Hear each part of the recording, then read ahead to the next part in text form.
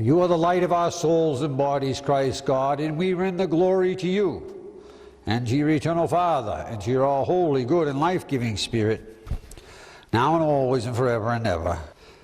This conference here is the only conference in the series of conferences that is actually a two-part conference.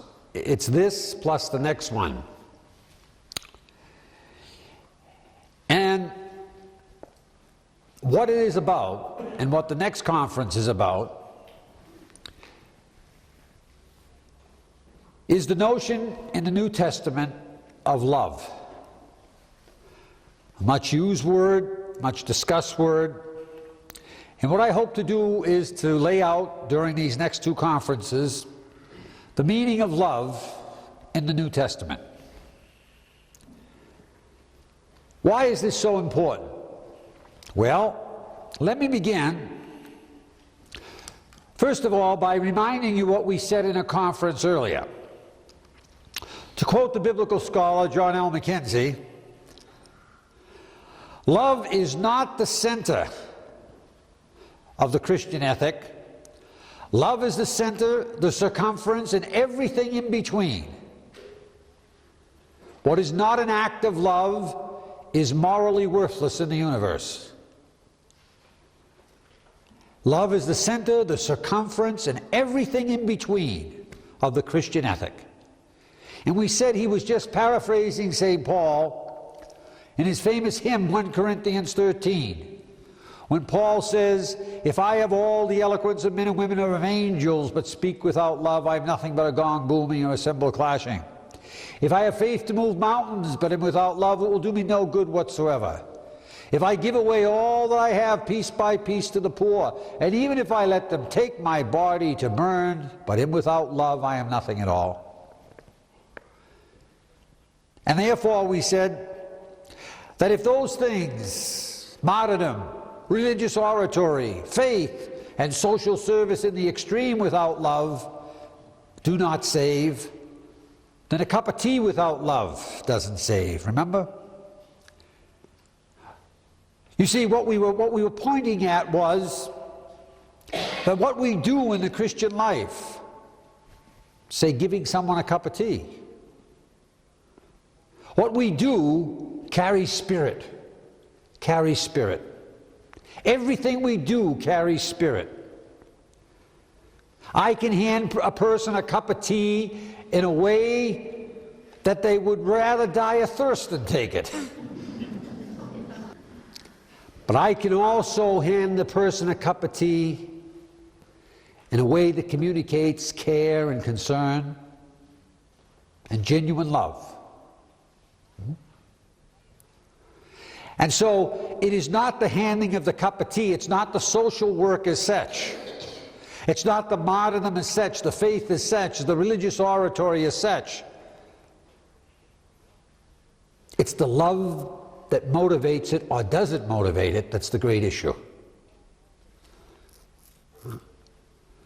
We all know that it's possible, to feign love, to make believe you're loving someone, but your real motivation is you want to manipulate them for some purpose. But of course, that's not what we're talking about. St. Paul says love is the center, St. Paul in 1 Corinthians 13, without love, nothing. So we want to focus in on this concept, this notion of love in the New Testament, because it is so, so important. It is what we're supposed to be about practically on a daily basis.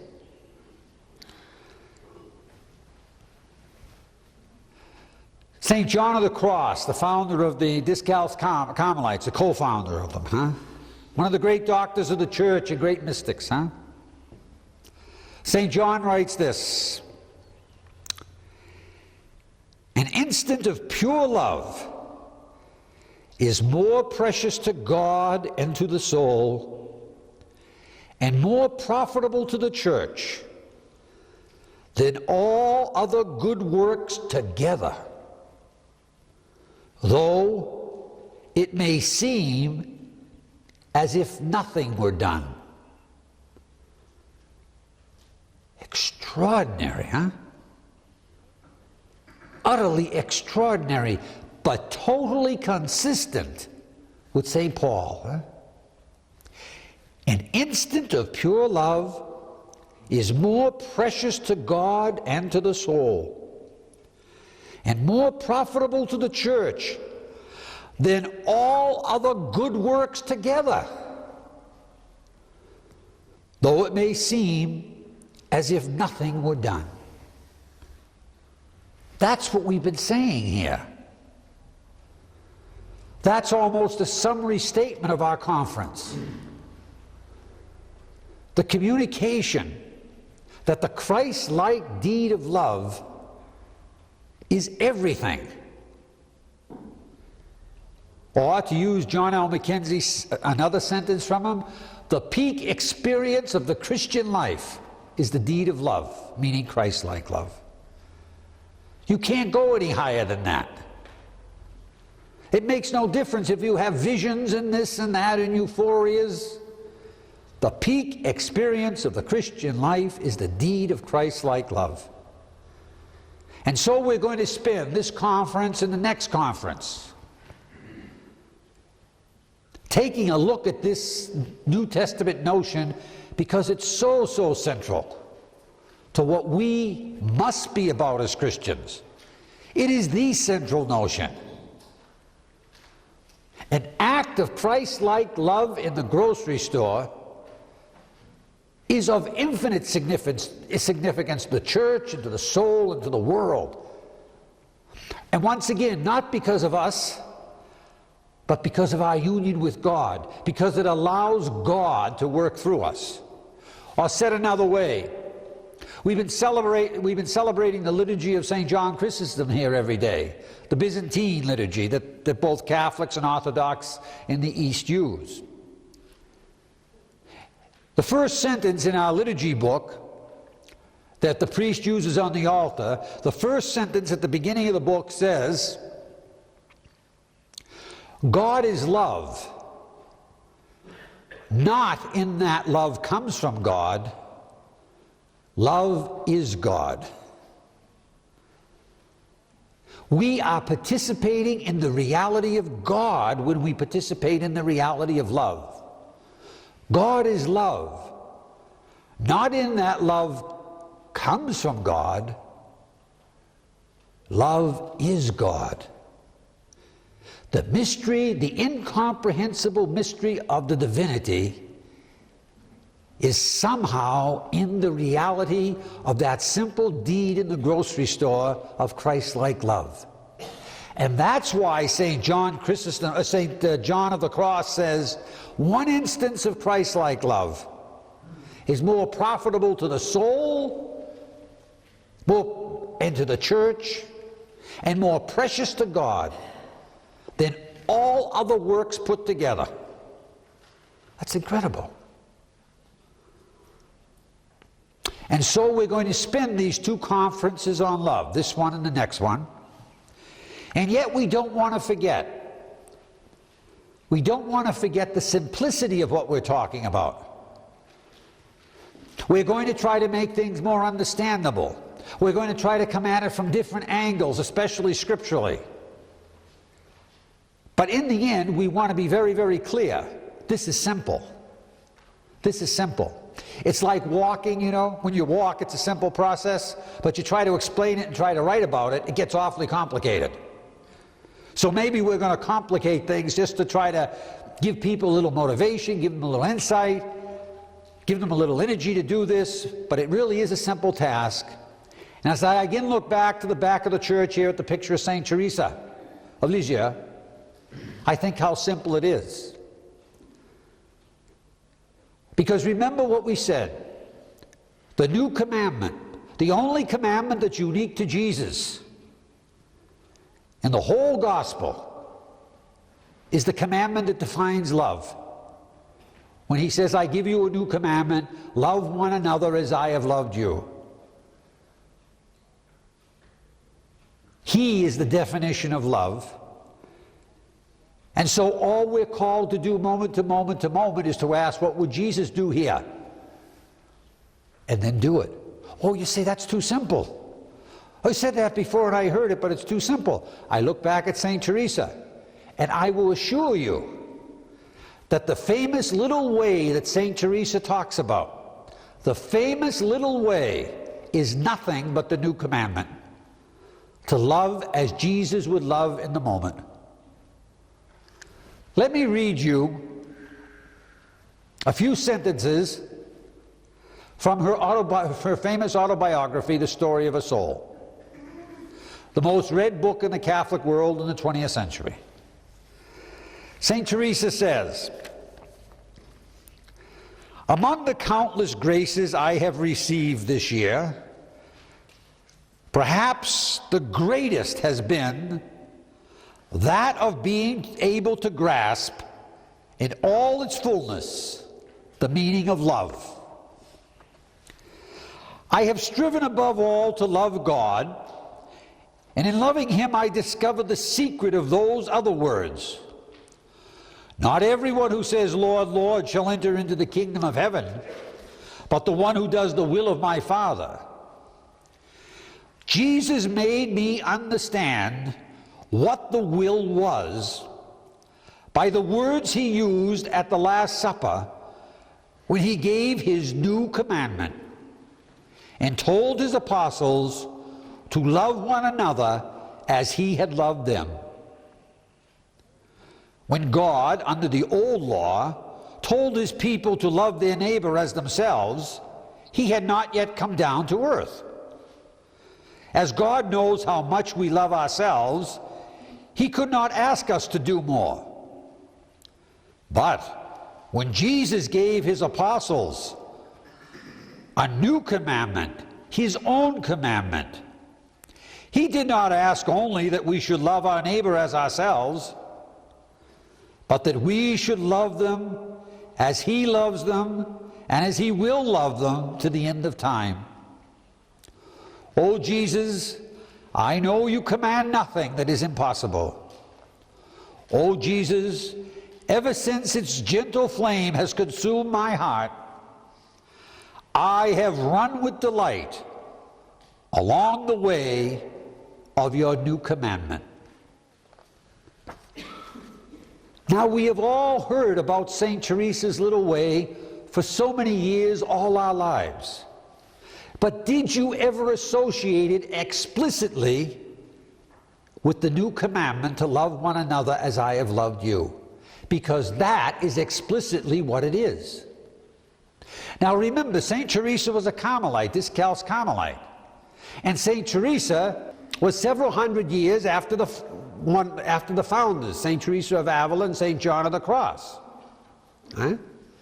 And therefore, she would have read at some point exactly what what I read to you a few minutes ago.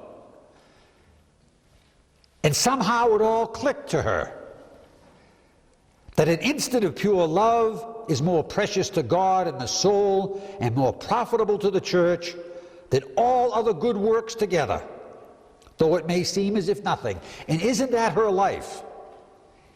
It seems like nothing, her life seems like, on the surface, when she dies on September 30th, 1897, at TB at 24, in a Carmelite convent. But the power that went out from it, because once she saw the new commandment was it, then she did it. Huh? So above all else in these two lectures, so it doesn't, while the lectures are two lectures, what they are about is something very, very straightforward and transparent. To simply ask the question in the moment, what would Jesus do here, and do it. To commit each day's life to moment, being Jesus in the moment. Now, with that said, I would like to begin this discussion of love in the New Testament by mentioning just a fact. The New Testament is written in Greek, all 27 books, a form of Greek called Koine Greek. In In Greek, the common word for love in Greek is eros. Eros means love, okay? In Plato, for example, in Plato's dialogues, it's used hundreds and hundreds of times. It doesn't just mean like we think of it today in English, you know, erotic love, sexual love. It does mean that kind of love between a man or a woman sexually, but it means far more than that. It's basically, if you will, it is the love of mutual reciprocation. Mutual reciprocation.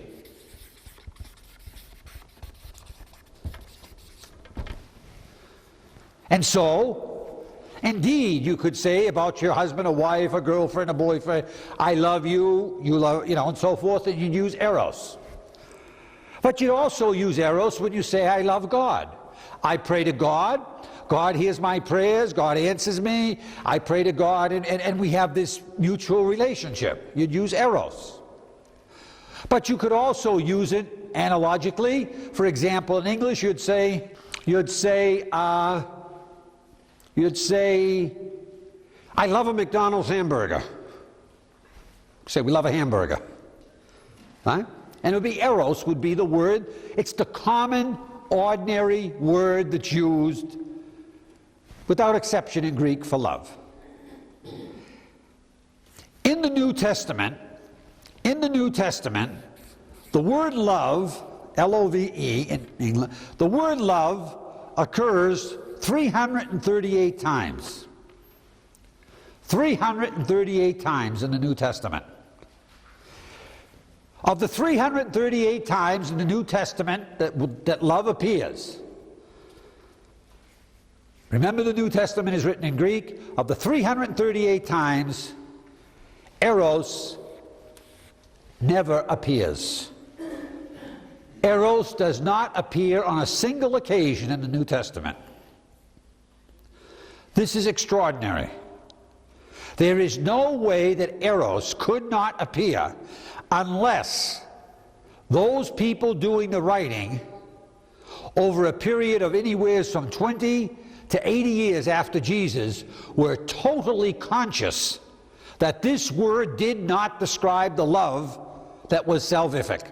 It has to be intentionally kept out in order not to appear,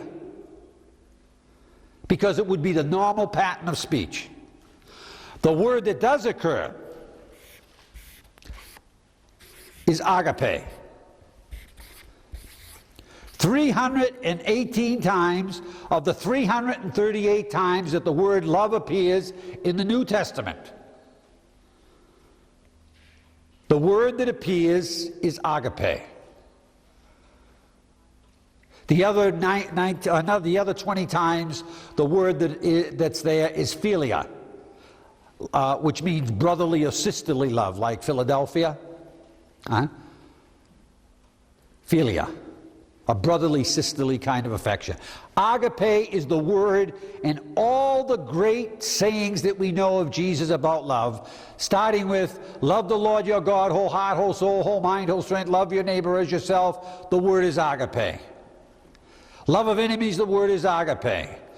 Paul's great hymn that I just quoted, if I have all the eloquence of men or angels with them without love, I am nothing at all, etc. 1 Corinthians 13. Every time the word love is used, it's agape.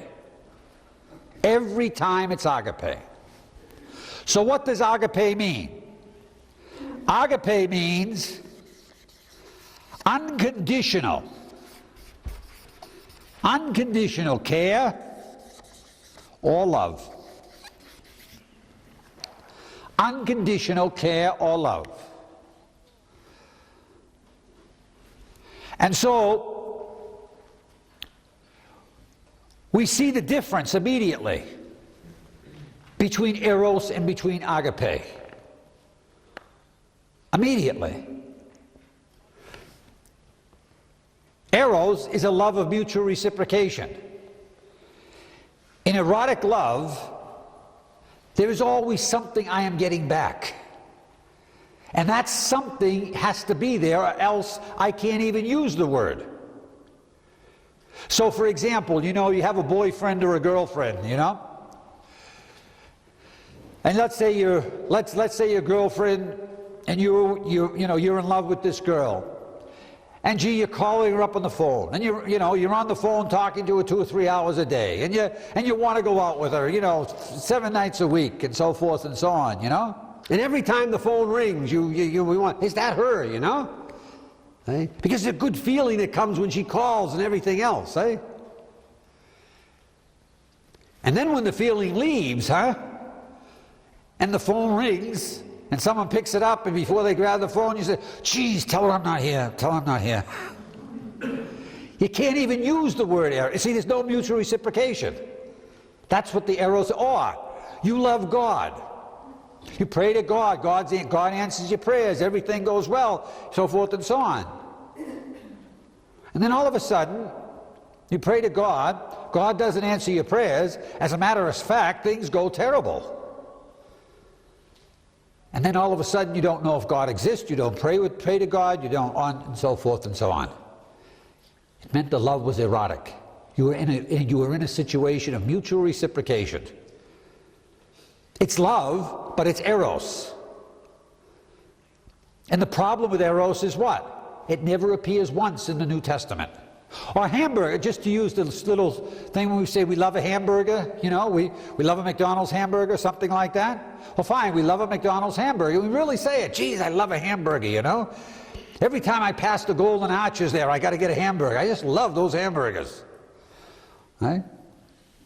And I get something. I like the taste. It really feels nice. And then after 385 Big Macs, I hate the hamburger. Can't stand the taste of it. I can't use without the mutual reciprocation, I can't even use the word love.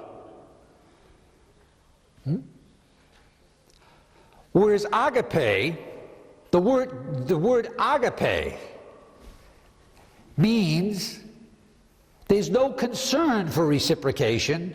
The only concern is there's a need there, period. Nothing more than that there's a need there. It doesn't mean the reciprocation has to be bad. That's puritanical, huh? That the only thing in the Christian life that's good is when you feel bad. Right? That's puritanical. No. What it means is you love on the basis of the need, not on the basis of what you're getting back. You love not because you're going to convert someone to Catholicism. You love because the person is hurting. It's that simple. And so you see, for example, how you could never say, now just follow this a little bit, how you could never say, love your enemies, eros. Eros could never be the word. Because the enemy is the one that gives you negative reciprocation. Love your enemies can only be used, you'd have to use agape. Because it's unconditional love. The enemy is a human being, the enemy's in need, and therefore you love him or her or whatever. Now, if to this moment in time in your life, no one has ever told you that the English language translates 3, actually 4, Greek words by the word love, L-O-V-E, can you imagine the chaos that results in people's minds when they don't know the distinction?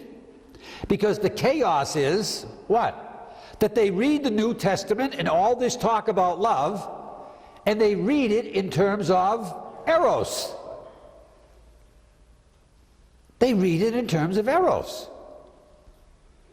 I mean, I'm sure that any one of the priests here, and possibly some of the sisters, and possibly yourself, have met people, because you come across this sort of thing continually, right? And someone is involved in an illicit romantic sexual affair, of some kind. An illicit romantic sexual affair, and they come in to talk to you about it, and they quote you St. Augustine. St. Augustine said, love and do as you will. Love and do as you will. Well, yeah, love and do as you will if it's agape. Love and do if you will, as you will, and it's eros, and you've got total destruction on your hands. You've got chaos going. Huh? And so if you haven't thought to this moment in your spiritual life about the distinction in these words, it certainly is something to, from here on out, just reflect upon. What is the symbol for eros that we use universally? The symbol for eros is that little chubby cherub with the bow and arrow, remember? And he shoots the arrow into someone's heart, and as they say, the person is smithened, or something like that. And they're in love. Eh? But you know, the only problem with that little myth is this. That little myth contains, you know, the warning that the point of the arrow only has a finite amount of that liquid that causes that feeling. And so when the liquid wears off, all of a sudden you don't love anymore. Right? Eros is fundamentally based in the emotions. Fundamentally based in the emotions. Now, what's the symbol for agape? The symbol for agape, of course, is the cross. Is the cross. Right? There is nothing that could be worse emotionally. Nothing could be more negative and repulsive emotionally in terms of loving, than being crucified and then loving by praying for those who are destroying you. You see, agape does not reside in the emotion. It resides in the faculty of will. I choose to love as Christ loved, whether I get back positive or negative emotional response. I'm sure when Jesus performed the miracle of the wine and changing the water into wine at Cana, there was positive emotional feedback. Someone needed help, he did it, and they were grateful, you know? And they probably came and said thank you and so forth and so on. But on Calvary, no one said thank you. To use St. John of the Cross's language, it's as if nothing had happened. He said, Father, forgive them, for they know not what they do. Who heard it? Who knew about it? It was just another minor event in history. And yet, it was more precious to God and more profitable to the soul and the church than everything else that was going on. God is love. The Greek is ortheos agape estin. Agape. God is love, agape. God is unconditional love and care.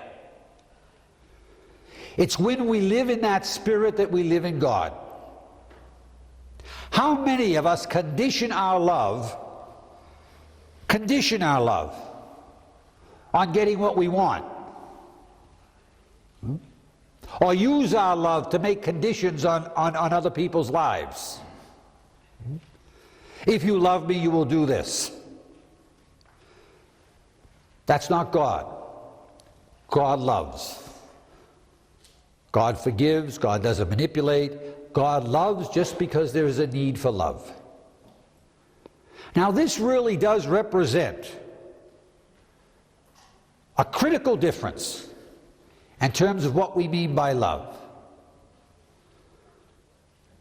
St. Teresa of Lisieux, as I mentioned, the new commandment, to love as Christ loved, is the essence of her little way. That's what she did moment to moment. But when you read the story of a soul, and still more, when you read the different biographies about her that have been written, it is very, very clear, to use her phrase, in the convent, to love, this is her phrase, cost her much. Cost her much. It wasn't a matter of a positive emotional response coming back. It was a matter of will. This was the will of God, and I conform my will to the will of God. It's that simple. Even though a lot of times what comes is a negative reality.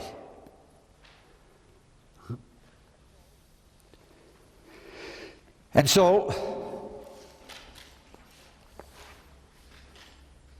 we are confronted here with something new, perhaps. Something new that we really have to think about. Because this is really different. I assure you, there is no way in the world that the term agape could wind up exclusively in the New Testament as what Jesus is talking about, and eros be totally missing. I think in all of Plato's dialogues, I'm not quite sure on this, but this is approximately right. I think Plato uses the word love 400 times approximately, and he only uses the word agape twice. It's a non-used word. It means something that was somewhat foolish. As Paul says, the cross is a scandal to Jews and foolish to the Greeks. It doesn't fit, to love just because there's need without worrying about, but this is our God. Otheos agape estin. This is our God. It'd be a terrible thing, wouldn't it? Wouldn't it be a terrible, terrible universe if it were Otheos eros? Because then God would, God's love for us would depend upon what? Ourselves. How we were responding. Were we making him happy or something like that? And that is in fact the way people most of the time perceive God over the whole history of the world. They cringe in terror. And Jesus comes along and says, no, God is Father, Abba. Otheos agape estin. You're a parent. You know darn right well that just because a child goes bad, just because he goes on drugs, just because she goes out and starts doing things that you find just terrible, that you don't agree with the things, you don't tell them they're right, you tell them they're wrong, and so forth and so on. But as you see the pain that the child is going through, you don't love the child any less. In fact, you may love the child more, because they're trapped and caught in something terrible. So also with the Father, who does not withdraw love, but who loves unconditionally. And so this is the beginning of trying to understand what it means to love as Christ loved. Of course, once again, if you have never thought of the difference between the two words, and you've just been interjecting the English L-O-V-E, thinking it eros and never thinking of agape, well, then you've got spiritual chaos on your hands. St. John of the Cross was a scripture scholar. He knew what was going on. He could read the Greek. And so, as a way of beginning then, our discussion of love, first we look at this. Next, I want to talk about what are those two dimensions of agape that exist in the New Testament that absolutely everyone agrees are there, of which there is no agape without them.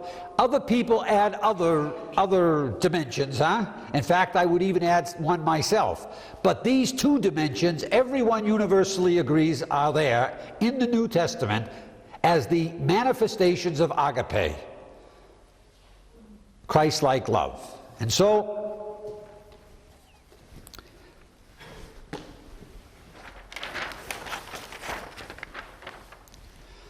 the two dimensions of agape that are incontestably there.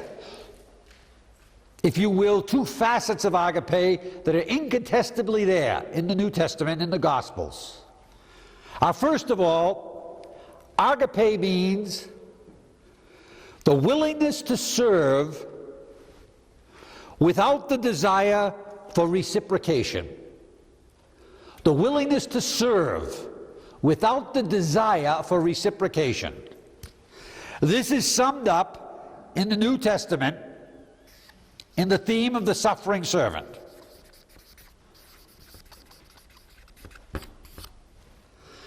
The second dimension of agape that's there is the willingness to suffer without the desire for retaliation.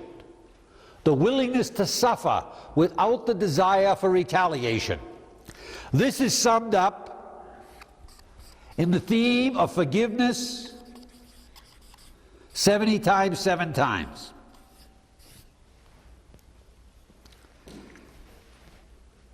The willingness to serve without the desire for reciprocation. The willingness to suffer without the desire for retaliation. It is by participating in these dynamics that we create reconciliation between ourselves and others, reconciliation between ourselves and God, and hence peace. What I would like to do now, for the remainder of our conference, the few minutes we have left for our conference at this time, is I'd like to examine the first of these, the willingness to suffer without the desire for retaliation. In our second conference this evening, I will examine the second of these as being practical ways of living. Practical. The biblical scholar John L. McKenzie says, Jesus Christ is the only person who has come to earth that has taught us a practical way to peace. A practical way to peace. The only person who has come to earth who has taught us a practical way to peace. Most people, when they think of Jesus, his Sermon on the Mount, and his teaching, they say it's impractical. McKenzie says he's the only one that has taught us a practical way to peace. I will parenthetically mention here, it may not be of any interest to you, I'll just mention it. The most discussed intellectual in the world in the last quarter of the 20th century is a Frenchman by the name of René Girard. René, and then Girard is G-I-R-A-R-D. In 1972, he wrote a book called Violence and the Sacred. And when they reviewed the book in Le Monde, the reviewer said that there should be an asterisk placed next to 1972 in the history of humanities. Girard's book changed everything. A whole new way of looking. Girard has gone on to write several other books. He is professor of literature, French literature and culture at Stanford University, holds the chair there. He's a Catholic man, about 70 years old. Now remember what I said.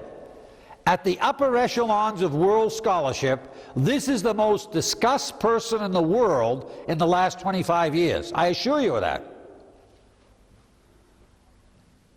What he has said has tremendous implications for anthropology, sociology, psychology, religion, economics.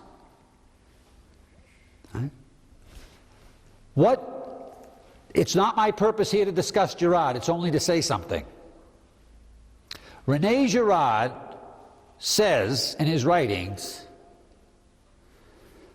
that the only way, this is the thesis of what he's talking about, the only way that secular society can prevent itself from literally destroying itself, emotionally, psychologically, politically, and economically, is to take seriously he uses the word, the teachings of the nonviolent Jesus who teaches a nonviolent God. This is not faith he's talking about. This is examining the Gospels, not as a faith issue, but as a statement of truth verified by human existence. Let's go back to McKinsey. Jesus is the only person that came to earth with a practical plan for achieving peace. And that's what I'd like to talk about now, that practical plan for achieving peace. First here, and then later here. Okay.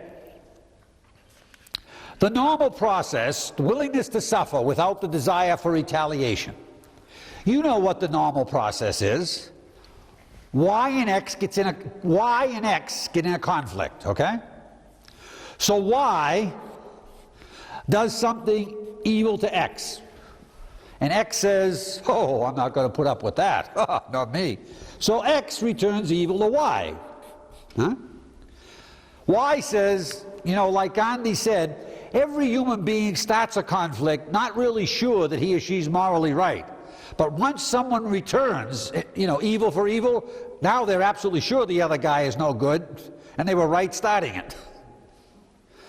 So Y says here, oh no, I'm not going to let him get away with that. So he returns evil for X, and X returns evil to Y, huh? And then Y back to X. And so we have the basic eye for an eye, tooth for a tooth, arm for an arm, leg for a leg, tongue for a tongue,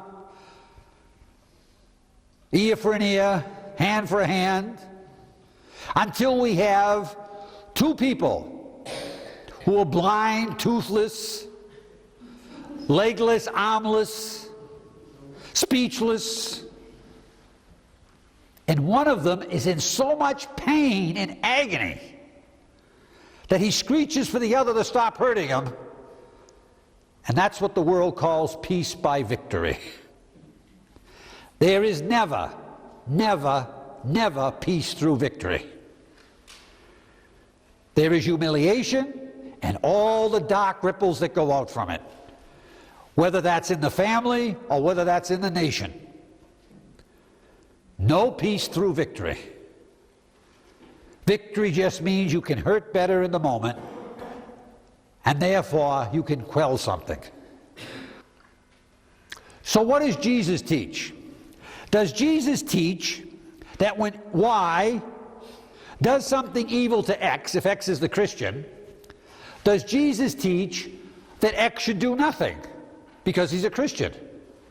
No, absolutely, positively not. The teaching of Jesus is not that a person should do nothing in the face of evil. That is not Jesus' teaching. Jesus' whole life is a combat against evil. His whole life is resistance to evil. But it's how we resist it that's the critical question. And Jesus' teachings are very clear by word and by deed. When evil is done to you, your task is not to do nothing. Your task is to return good for evil. You are to return good for evil. St. Paul says it very, very clearly, overcome evil with good.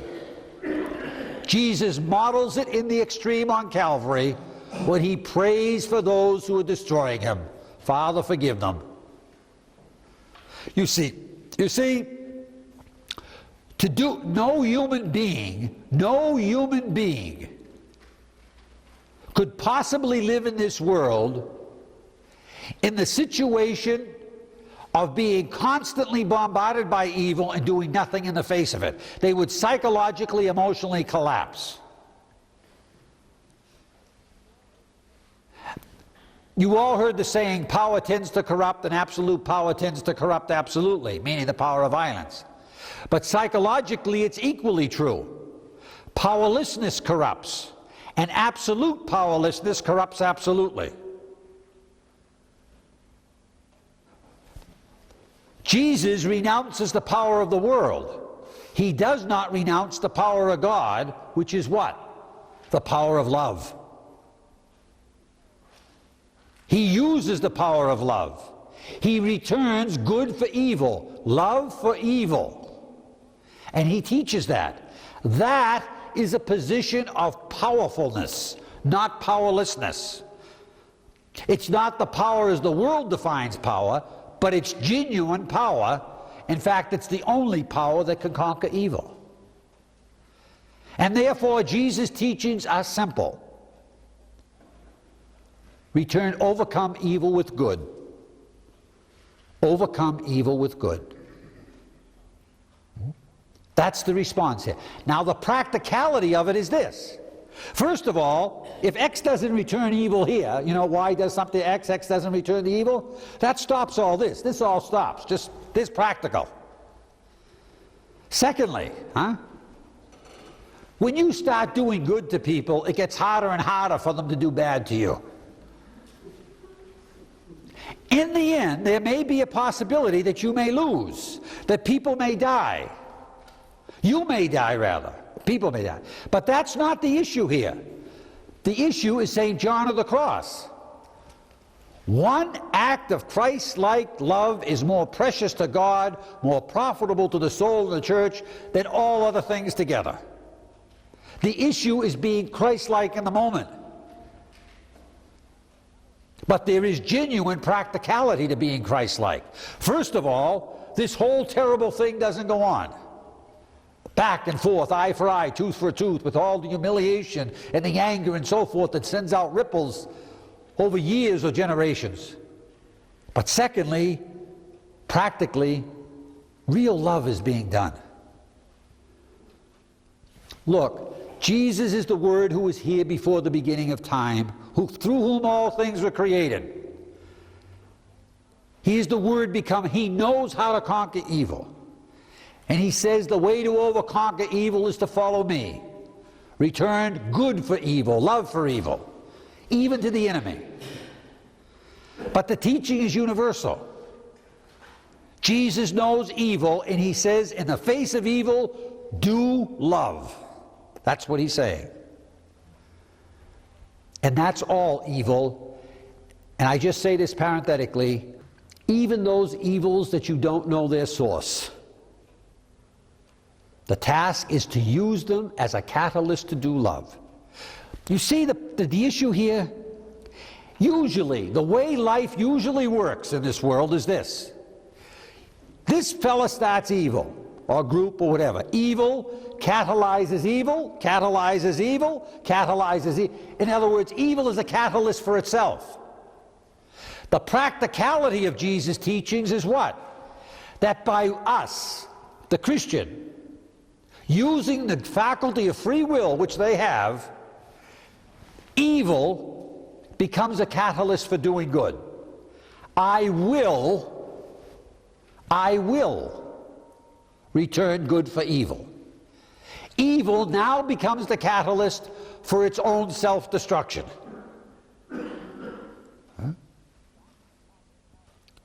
That's the practicality of what's being said. Instead of evil being what it has been throughout all history, the catalyst to catalyze itself, evil catalyzes evil, catalyzes evil. The Christian steps in and says, Jesus first steps in and says, I will make evil the catalyst for good. Father, forgive them, for they know not what they do. And on from there. It is practical. It's practical in the family. It's practical in any place. We look at agape in this form, the willingness to suffer without the desire for retaliation. And the important word here is words without the desire. Many people suffer and don't retaliate, but wish they could. That's not what we're talking about here. Right? That's not what we're talking about at all. What we're talking about is there is no desire to retaliate, because I've got it very clear in my mind that my life is to be moment to moment acts of Christ-like love. Because I understand that it's the act of Christ-like love that is the most precious thing in the world, precious to God, precious to the soul, and profitable to the church and the world beyond all other acts put together. That's why I don't have the desire, because I have replaced this desire with the desire to imitate Christ. And now just let me focus one final moment on the practicality of returning good for evil, of following Jesus in the face of evil being done to you. I mentioned before, there are those evils that we cannot put our finger on, yet we suffer. And when they hit us, we can't say they're not evils. Yet Jesus' teaching remains the same. Use evil as a catalyst for its own destruction. Return good for evil. Create good out of evil. Let me give you an example. Back where I lived several years ago, there was a major blizzard. 2-day blizzard, unlike anything we had in 100 years. And so, in the first afternoon of the blizzard, a child went out to play in a city not too far from mine, town. And the child went out to play, and night came, and the child hadn't come home, 10 years old. The parents got worried. They went out, looked for him, couldn't find him. They looked all that night. They called the fire department, the neighbors, and everyone's looking for him. They can't find him. They couldn't find him the next day. They searched for 2 or 3 more days looking for him, and finally they gave up. They assumed he was dead someplace or kidnapped. But he was gone for sure. This 10-year-old little boy. You can imagine the anguish of their hearts. Just like Mary and Joseph looking for Jesus in the temple when he was 12. And so that's the way it stayed for almost 2 weeks. He was missing. He was gone. They didn't know where he was. Assumed dead, maybe kidnapped, being tortured, whatever. But he was missing. And the last memory they had was when he walked out into the snowstorm to play. 2 weeks after it was all over, snowstorm stopped and everything. 2 weeks after, they found him. He was dead. He was 10 feet from the back door. An avalanche had come off the roof of the house and knocked him down, and he suffocated. 10 feet from the door. If he had gotten just another 10 feet, he'd be alive and well, but he didn't make it. And those parents were just crushed with evil. They were overwhelmed. You can't tell people like that in that situation, oh, it's God's will. And so God doesn't want the death of anyone. God is life. God is love. Why these things happen, we don't know. Evil, as I said earlier, is a mystery. Only 1 inch shorter than the mystery of God. And so they're overwhelmed and they're crushed. And in the United States, 85% of the families that have the death of a pre-puberty child wind up in divorce. I've seen it twice. It is a terrible reality to have a child die on you. And yet I know what has to be done. I know what the truth of the matter is. What they have to do, what they did do. They have got to do good in this world that never would have been done but for their responding to the evil that they're suffering, the death of their child. And that's precisely what they did.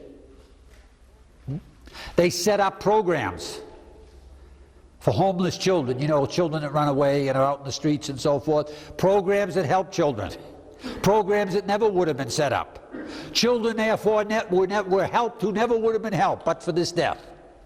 They drew good out of evil by will.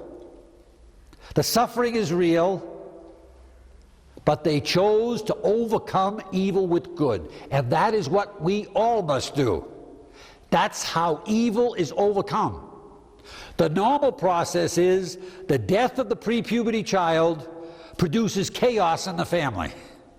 Evil produces evil, produces evil. Jesus says you do good that never would have been done in this situation. Do it because you're following me. Do it because this is what your life is in good times and bad. Do it because this is the most precious act there is to God. Do it because this is what it means to be baptized with me and to follow me. In the face of any kind of evil, don't respond in kind. Choose, like I did on Calvary, to do good. Literature is loaded with millions of examples of people who were destroyed like Jesus and who finished their days cursing those who were destroying them, calling down curses, calling for revenge, saying that they will not forgive, indeed even asking God not to forgive those who are destroying them or those they love. But Jesus goes the other way. In the face of evil, he chooses by will to do what God wants done to people, not what he wants done. And what God wants done is the act of love, the act of love, the act of love. This is the Christian life. This is agape. This is the love of the New Testament. This is loving as Christ loved, the new commandment. And this is that precious act, the act that St. John of the Cross says, more precious to God than all other acts, and more profitable to the soul and to the church than all other acts put together. There is a real choice here. For Jesus calls us to something wonderful, divine, and extremely practical.